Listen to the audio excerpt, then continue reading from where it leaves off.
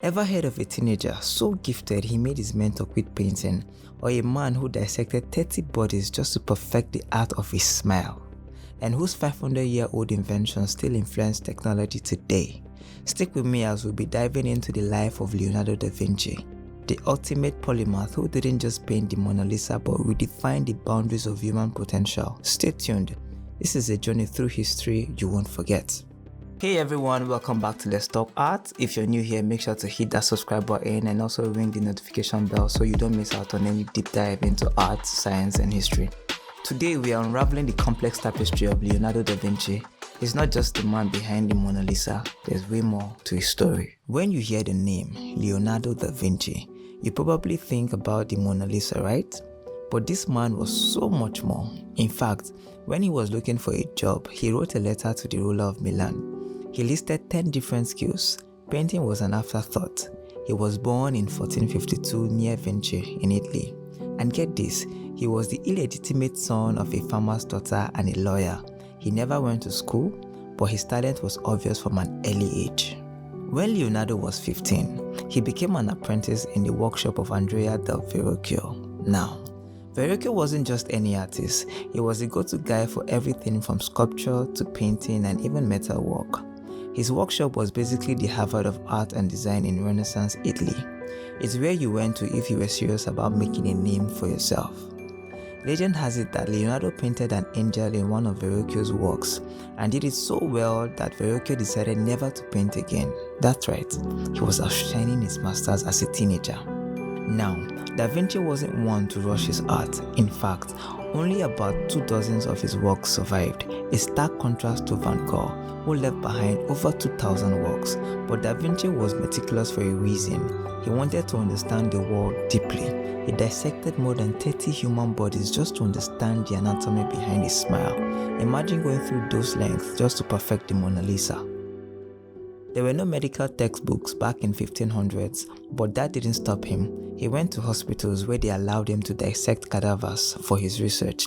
His anatomical sketches were so detailed and accurate that they are still used in medical classrooms today. Guess what? Leonardo loved puzzles so much he even made his notes a puzzle. He would write backwards from right to left, probably to prevent ink smudging because he was left-handed, and it would be easy for him to smudge while writing, so he wrote backwards.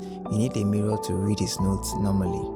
Leonardo left behind over 13,000 pages of his notes and drawings, filled with insights spanning multiple disciplines. However, what's most fascinating and frustrating is that he never published any of it. These writings weren't just about anatomy or scientific observations.